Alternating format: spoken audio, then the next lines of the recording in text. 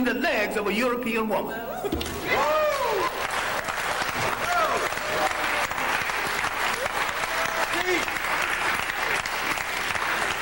When is somebody going to get strong enough to tell Africans going to school, you're going to come back home and pair up with a sister, but if you want to pair up over there, stay over there.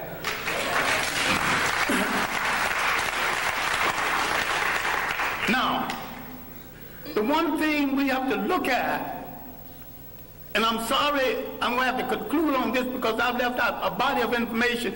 At the university, I teach an entire course, semester course, on Africa's relationship to other people. And I devote several semesters to Africa before Europe, the consequences of the coming of the Greeks, who stole a lot that they think is their culture, stole a lot that you think is Greek philosophy. We've been the victims of propaganda. And yet, if you read the Journal of African Civilization, other works, we have lived in Europe, we've lived in Asia, we've lived in the Americas. The African people have already proved that they can get along with different people, amalgamate their culture with different people without one hint of a war between us. People who come into Africa immediately declare war on African culture, standards of beauty, standards of conduct, and change the African concept of theirs so they can rule through him. This was true of the Greeks, who began the bastardization, again, the European bastardization of Africa. The Western Asians had begun it 3,000 years before that. The Romans, a bunch of well-dressed thugs who could write well but couldn't think, who borrowed practically everything. They laughed at the Africans' concept of Christianity. The African was practicing and not giving it a name. This is why you don't know nothing about the African origins of Christianity. This is why a whole lot of people will not read Ben Yakinen's The African Origins of the Major Western Religions, Africa, Mother of Western Civilization, a Black Man of the Nile. Because he's telling it like it is, but you also will not read white radicals who identified Africa as the origin of the great religions of the world, especially Alvin Boyd Kuhn in his work, Who is This King of Glory? In Shadow of the 3rd Century. We have dealt with John Jackson, another radical black historian, with Man, God, and Civilization. We let some of our great scholars die in hunger, die wanting for friendship. Now, having devoted my greater portion of my life to scholarship and teaching and digging up information on African people and trying to make African people face reality, I have often said, a point that I wish you to consider, I didn't have to do it. I chose to do it, and if I had to do it over again, I would do it better. But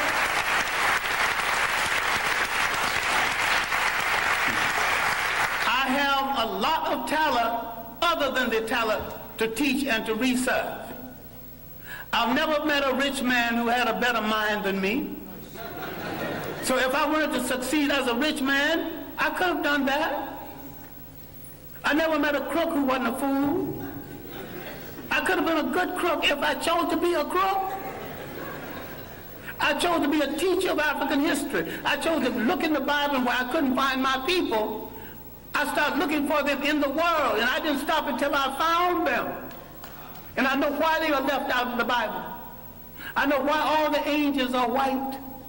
You mean to tell me God is merciful, God is kind, and not one little brown or black angel sneaked into heaven? I ain't buying that. Now the Bible that you get so dewy-eyed over is one of the greatest pieces of propaganda ever written. If you want to read the Bible, why don't you read the Bible one day and read Mein Kampf the next day and see the comparison? That's hard on your mind. Because you think if you don't have Christianity, Islam, or Judaism, you don't have to have spirituality. I've got more spirituality after I put all of them down. And I've got more religion after I put all of them down. All right, now let me conclude something that has no conclusion. We have to look at the impact of Europeans on Africa. All impacts have been negative. The Romans laughed at the early African Christians.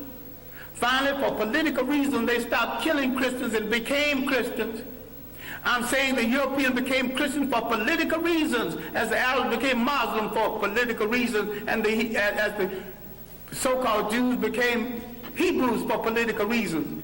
People use organizations for political reasons, and what we get so dewy-eyed and think we're dealing with the truth. If you look at indigenous African belief systems, if you look at the idea when Africans had no churches of any consequence because these fools came here and said, this is the house of God, and the African looked at that church and said, if God who made the wind, the spring, made the ocean roar, and you're going to tell me he can fit into a little thing you call a church?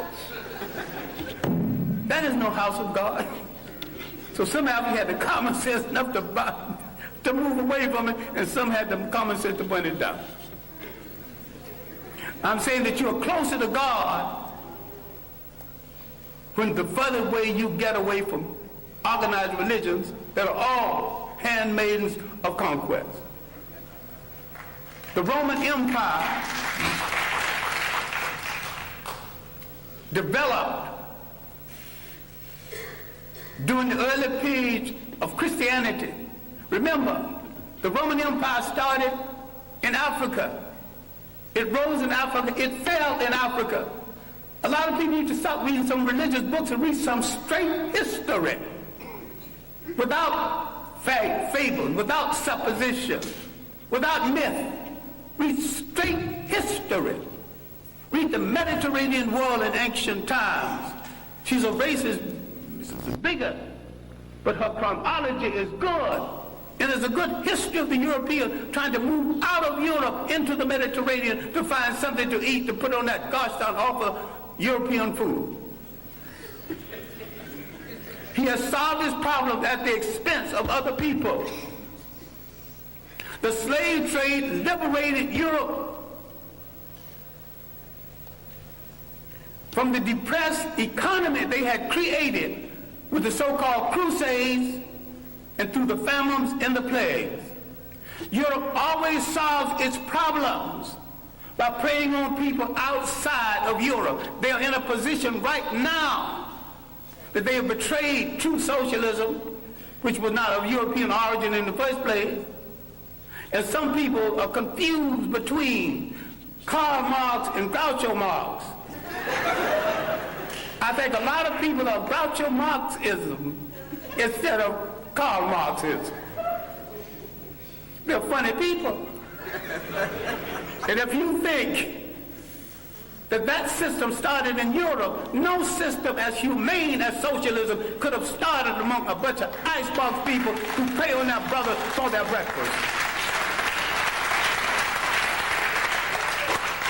Read Kwame Colson's work, The History of the Modern World, especially the early chapters.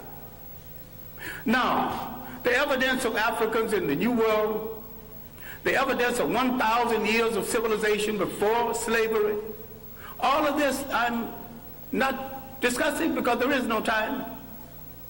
But when the Romans disgraced themselves in the mismanagement of Christianity, they created a vacuum. Islam moved into that vacuum. The Africans thought that Islam would get the Romans off of their back. They were right.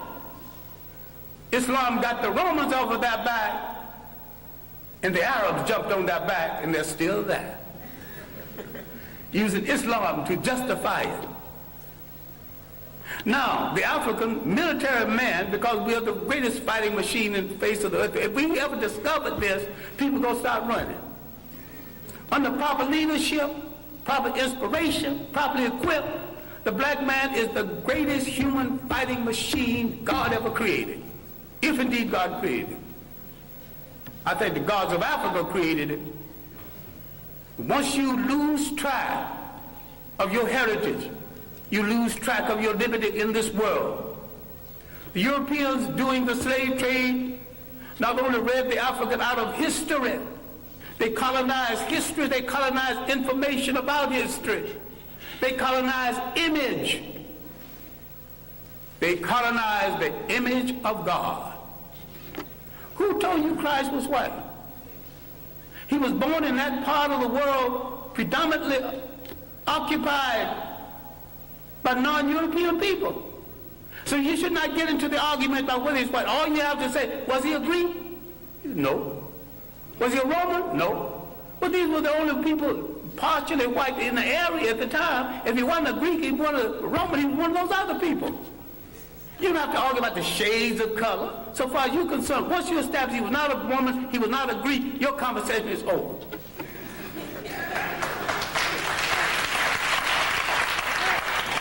Now, if somebody else want to argue about his shade, well, that's their problem.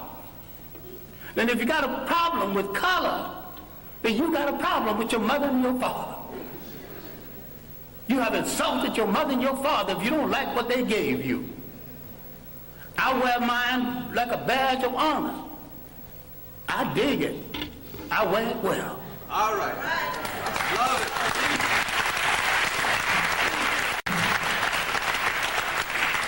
I'm saying in closing, and I am closing, that what you have to do is take a holistic look.